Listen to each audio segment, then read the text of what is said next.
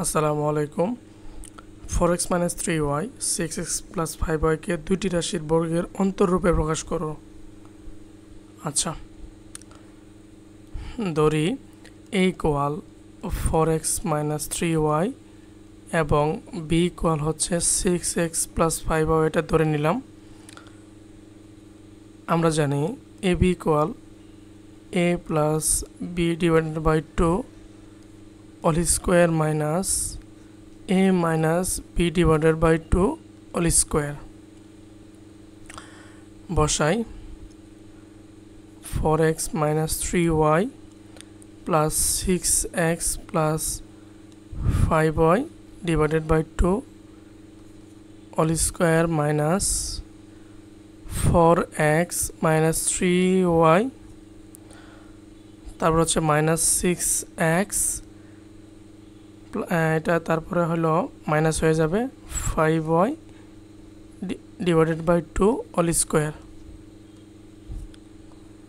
ওকে, আচ্ছা, 4x 6x 10x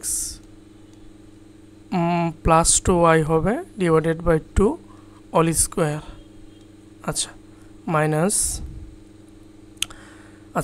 6x থেকে বা -6x আর প্লাস 4x যোগ করলে হবে -2x, তারপর হচ্ছে -8y ডিভাইডেড বাই 2। এই লাইনটা একটু আমরা লক্ষ্য করি ভালো করে। 2 কমন নিলে হবে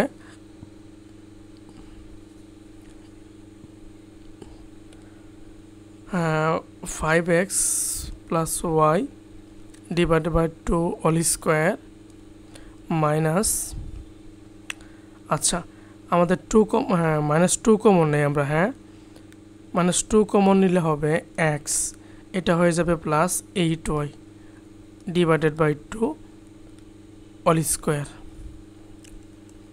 আচ্ছা, 2 কাটা থাকবে হচ্ছে 5x + y whole square minus, এখন এখানে একটা বোঝার জিনিস আছে, আমি 2 যখন কাটবো তখন কি হয়ে যাবে, মাইনাস কিন্তু থাকবে।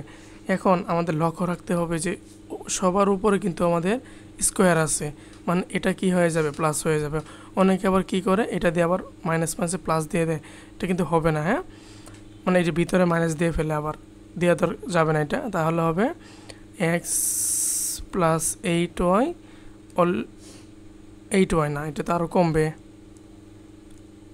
তাহলে হবে x + 4y, এটা 4y হয়ে যাবে।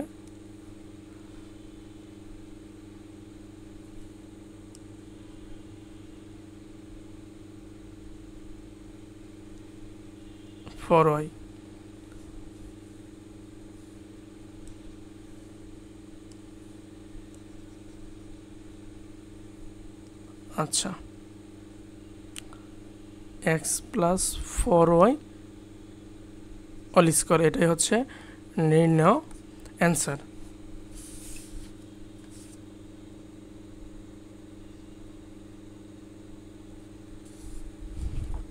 Thank you everyone.